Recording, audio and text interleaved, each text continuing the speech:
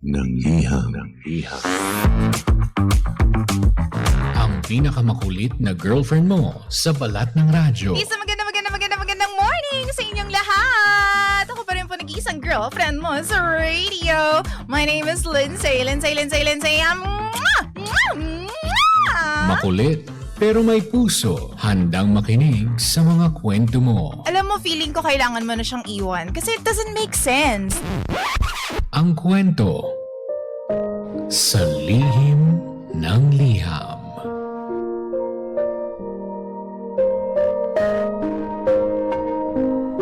Mahal kong Lindsay. Naguguluhan at natatakot po ako sa mga galaw ng boyfriend ko. Pero kasi DJ Lindsay, ngayon lang po ako nagkaroon ng ganitong tao sa buhay ko. At mahal na mahal ko po siya. Kaya naman hindi ko alam kung anong dapat kong gawin. Sana po, mabigyan niyo po ako ng advice.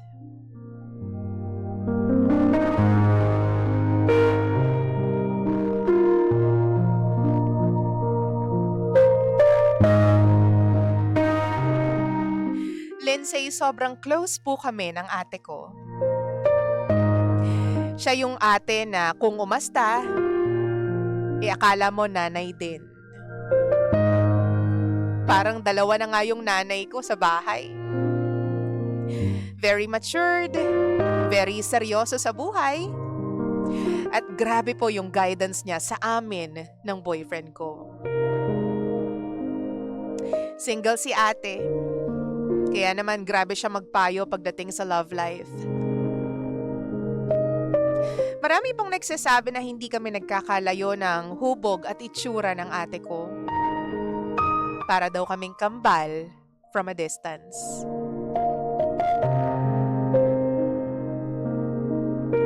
Yun nga lang, ang pinagkaiba namin is yung attitude at saka yung pag-iisip. Yung mindset naming dalawa, iba talaga. At dahil nga mahal na mahal ko si ate, naging close na rin si boyfriend sa kanya. Pero yung mga sumunod na galaw ng boyfriend ko, hindi ko alam kung red flag pa. Isang araw nandun kami sa bahay. Nasa may balcony kami. Kasama ko si ate kasi nagkikwentuhan kaming dalawa nang biglang pumasok ang boyfriend ko.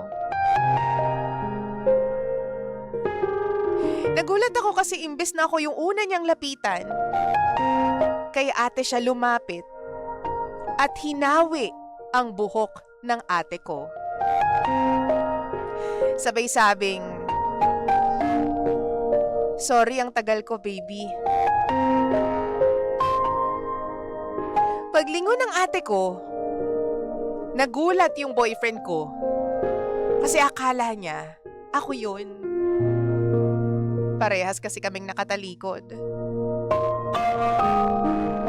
Yun yung first time na napagkamalan niya si ate, pero binaliwala ko naman agad. Nasundan pa yun. Ilang araw after nung pangyayari, nasa kusina naman kami ni ate, nagluluto. Parehas na namang nakatalikod. Pero nakakabahala, DJ Lindsay, dahil bigla niyang hinalikan sa batok ang ate ko. "Anong niluluto mo, baby?" This time, nagulat na talaga ako sa ginawa niya. Pati si ate, parang na-bad trip sa kanya. Biruin mo ba naman? Halikan mo yung batok ng kapatid ko. Nagkagulatan talaga lahat. Ang nakakapagtaka lang, DJ Lindsay, bakit hindi niya matandaan ang pagkakaiba naming dalawa? Hindi niya ba napapansin? Akala na naman daw niya kasi ako yung ate ko. Sabi ko sa kanya, bakit mo mapapagkamalang si ate? Ako to. Hindi mo ba alam kung ano yung pagkakaiba ko sa kanya? Yung balikat ko, yung mga damit ko. Imposibleng mapagkamalan mo na naman si ate. Doon ako napaisip, TJ Lensay, na baka nga mamaya isang malaking red flag na to. Bigla-bigla na lang siyang maglalambing sa ate ko. Tapos sasabihin, ay sorry. Akala ko ikaw siya. Alam ko namang para kay ate, wala lang yun. Yung mga ganyang gestures ng boyfriend ko. Nagpapasalamat na nga lang ako kasi matured mag-isip si ate. Pero ilang beses pa kasing naulit yun. Tapos napapansin ko na parang natatawa na lang si ate. Hindi katulad ng dati, nagagalit siya, naiinis. Pero ngayon, dinadaan niya na lang sa tawa. Na para bang gusto rin niyang napapagkamalan siyang ako. Lalo na kapag niyayakap siya ng boyfriend ko. Hindi ko tuloy alam eh. Baka mamaya, may namamagitan na sa kanilang dalawa.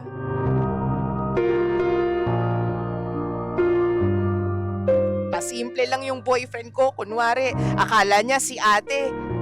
Pero harap-harapan, pakiramdam ko, alam niya naman eh. At nag-e-enjoy siya. Sa kabila ng lahat ng to, iniiwasan ko pa rin mapaisip ng masama. Kasi alam ko, matured si ate. Nanay siya kung kumilos, mag-isip, magsalita. At pakiramdam ko, hindi niya naman magagawang agawin sa akin ang boyfriend ko. Napapraning lang siguro ako, DJ Lensay. Kaya sana, nabigyan niyo po ako ng advice. Hihintayin ko po yung masasabi ninyo ni DJ Jimbo. Muli, ako si Gina. Ito po ang lihim ng aking liham.